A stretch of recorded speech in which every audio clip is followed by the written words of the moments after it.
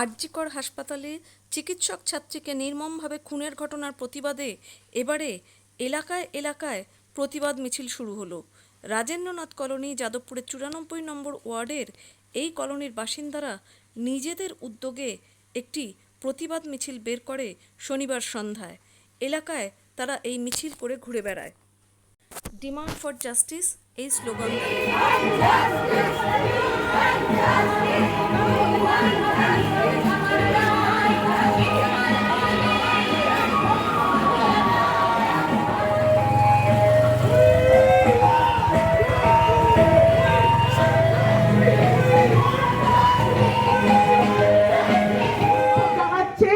এবং আমরা যদি একটুখানি ভাবি যে এই যে আমলে আমরা এখন বাস করছি, সে আমলে আমরা ওই ডালহৌসিতেও এমনকি অনেকগুলো এই ধরনের ঘটনা নিয়েই আমরা বিক্ষোভ প্রকাশ করেছিলাম। তারা যেভাবে মেয়েটার বডিটাকে শ্মশানে নিয়ে গিয়ে পুড়িয়ে দিল, একটা সেকেন্ড অপশনের জায়গা রাখলো না যে আরেকবার যাতে ময়না তদন্ত হতে পারে।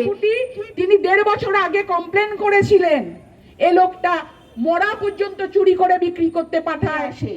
কিন্তু আমরা তাহলে কি করব? আমরা কি এটাকে এর আগেও যেমন আমরা দুঃখ করে করে তারপরে ওই শোক জানিয়ে ছেড়ে দিয়েছি, আবার নিজের কাজে চলে গেছি, সেই রকম করব? নাকি মনে হচ্ছে এত মানুষ এসে যোগ দিয়েছেন যখন, তাদের এই স্পিরিটটাকে সম্মান করেও আমাদেরকে আরো বৃহত্তর যুদ্ধের প্রস্তুতি অবশ্যই নেওয়া উচিত। মানুষের মতো মানুষ হব, মানুষের মতো মানুষ হব। We demand justice. We demand justice. রোগীকে বাঁচাবার জন্যে চেয়েছিলে উচ্চ শিক্ষা। নিজের শিক্ষাঙ্গনে মা বাবা কষ্ট করে সুশিক্ষায় তোমায় বড় করেছিল। তাদের মনের অভ্যন্তরের বাসনা পূর্ণ করতে তুমি এগিয়েছিলে সেই লক্ষ্যে। আয় অকস্মাৎ সেই শিক্ষাঙ্গনের সেমিনার হলে পাওয়া গেল তোমার সব দেহ পাশবিক যৌন নৃশংসতার চিহ্নে। মানুষের সেবা করতে গিয়ে ফিরে হলে নিথর সব দেহ। প্রদীপ করো আমার দেহ খানি তুলে ধরো, তোমার ওই দেবালয়ে প্রদীপ করো, নিশিদিন আলোক শিখা জ্বলুক গানে।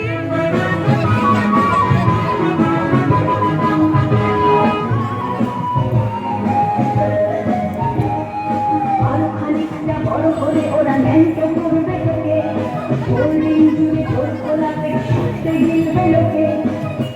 We want justice. We want justice. We want justice.